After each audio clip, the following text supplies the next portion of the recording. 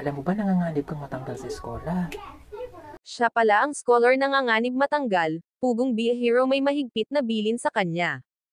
Hello mga kababayan, isang mapagpalang araw at gabi, saang sulok man kayo ng mundo naroon, naway nasa mabuti kayong kalagayan.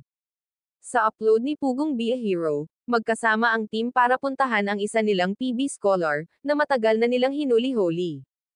Dahil sa tuwing punta ni Mang Eli, sa kanilang bahay para magbigay ng allowance, ay laging wala sa kanila.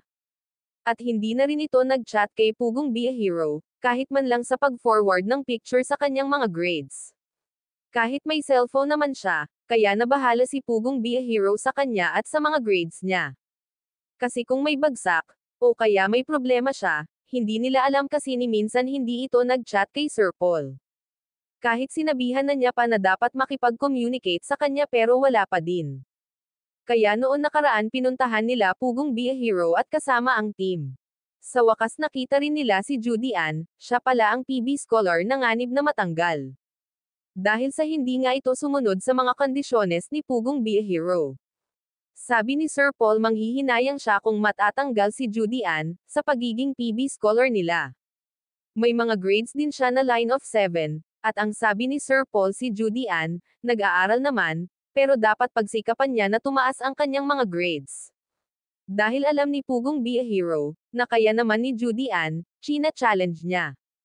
Para mas lalong magsumikap sa pag-aaral, at sabi ni Pugong Be a Hero na dapat gawin niya ang mga ibinilin sa kanya, na pagbutihin ang kanyang pag-aaral, hindi pwede na pabayaan niya ang grades ng kanyang mga scholars, para hindi rin nakakahiya sa kanyang mga mabubuti at mababait na sponsors. Kaya Judy Ann, pagbutihin ang pag-aaral, sundin ang mga napag-usapan ninyo ni Pugong Be a Hero para hindi ka matanggal bilang PB scholar. Malaking tulong na yan sa iyong pag-aaral. Ayaw namin na mawawala kayo kasi paano yung pag-aaral nyo? Kaya lang kung ganun yung pinapakita nyo, hindi magiging maganda.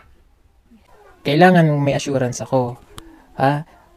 May pinirmahan ka naman sa amin na yung ating scholarship, may papipirmahan ako ulit sa iyo. Ha? Okay?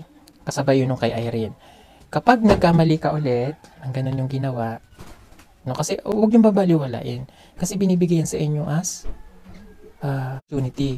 opportunity na makapag-aral. So, huwag nating babaliwalain. So, yung binibigay ko na papipirmahan sa iyo is additional doon sa kasunduan natin. Na kapag nagkaano ka within 6 months, wala ka na sa eskwela. Gusto mo ba yun? Hindi, sir. Tapos, kailangan makita ko monthly ang grado. Kada grading period, kailangan makikita ko ang grade. Ngayon, pag meron akong nakikita doon, na line of 7, kaya ganun ka-importante ang communication para natuturuan namin kayo. Na hindi pwede na lahat lagi na lang hindi natatanggal ang line of 7. Diba? Panood ang full video sa YouTube channel ni Pugong Be a Hero, bisitahin natin ang kanyang channel, at please subscribe din po. Ganun na rin sa aking munting channel Elmas Vlog. Maraming salamat sa inyong suporta mga kababayan. God bless us.